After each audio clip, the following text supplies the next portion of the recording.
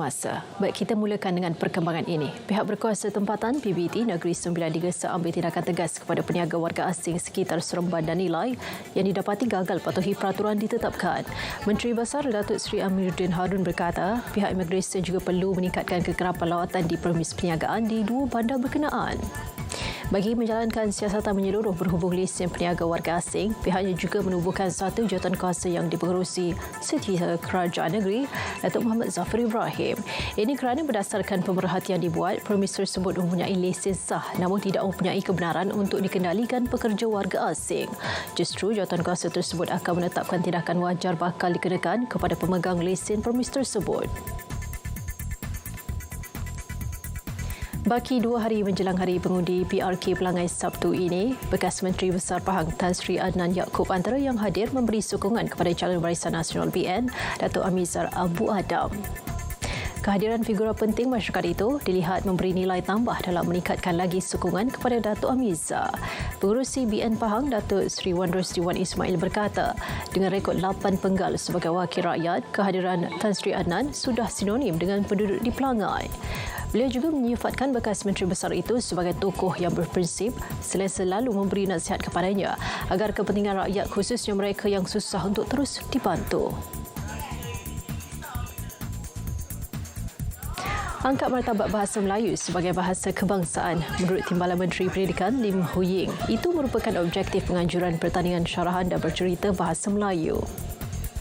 Medium tersebut diyakini dapat menggalakkan murid sekolah jenis kebangsaan meningkatkan tahap penguatkuasaan bahasa berkenaan selain menyuntik semangat perpaduan dan menghibah dengan memahami budaya masyarakat berbilang bangsa dan kaum.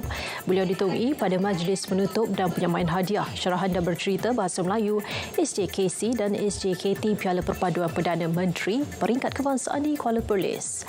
Seramai 60 peserta terlibat dari seluruh negara dan wilayah Persatuan Kuala Lumpur merangkul Piala Perpaduan Perdana Menteri buat kali kelima berturut-turut. Dalam pada itu, hasrat sama turut disahut SJKC Chung Hua di Labuan.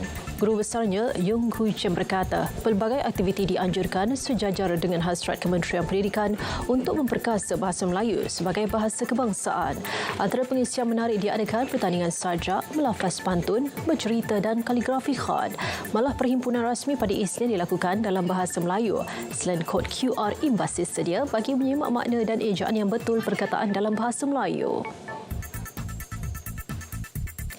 Baik, saudara, ini pula ke arah menangani kejadian banjir kilat dan tanah runtuh di Ibu Negara. Ahli Parlimen Wangsa Maju, Zahir Hassan berkata, beberapa lokasi berisiko telah dikenal pasti oleh Majlis Perbandaran Ampang Jaya, MBAJ dan Dewan Baraya Kuala Lumpur DBKL.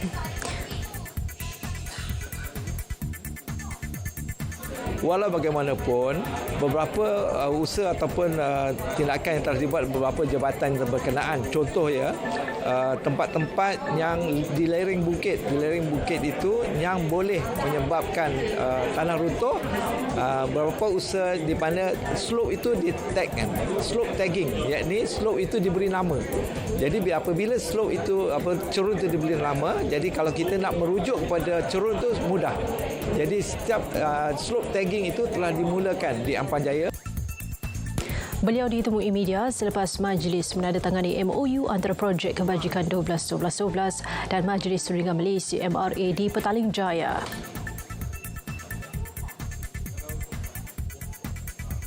Baik, saudara, sekian berita semasa. Assalamualaikum dan salam Malaysia Madani.